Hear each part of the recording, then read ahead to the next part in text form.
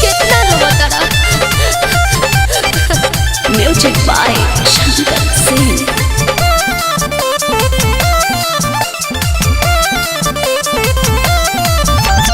कैसे ले शादी के ईमान हो, रोको ना तो गई के बुझान हो। हाँ कैसे ले शादी के ईमान हो, रोको ना तो गई के बुझान हो।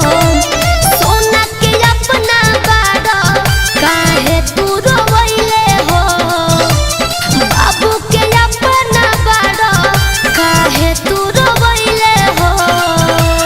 हाथ के सीन हो रवा ले जानू जानी रोवा हो बैठा डोलिया का हरवा आइले हो ससुरा जाए के बेरवा भइले हो।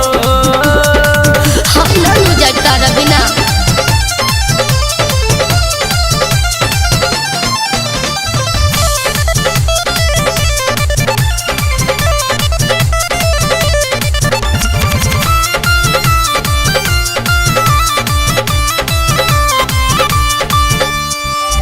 जेकरा के जानत नइखे दुल्हा कैसे मान ली, हटे नाई सौदा के धीरे धीरे जान ली। हम कैसे रहब एकरा साथे।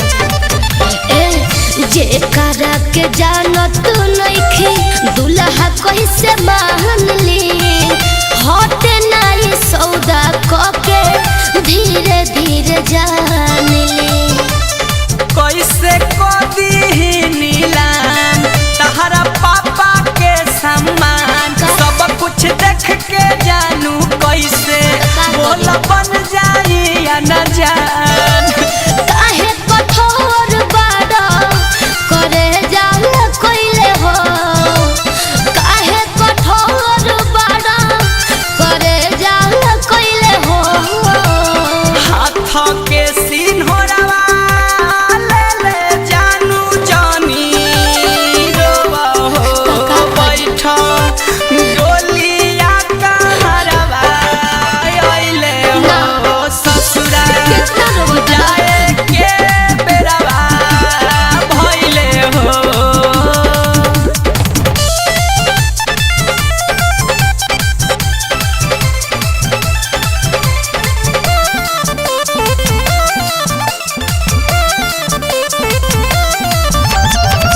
ससुरा न जाइब फेर दो डोलिया कहार हो, खत्म ना नितेश करब तहरा से प्यार हो। हम तारा के कबो ना भूल पाएब। ससुरा न जाइब फेर दो डोलिया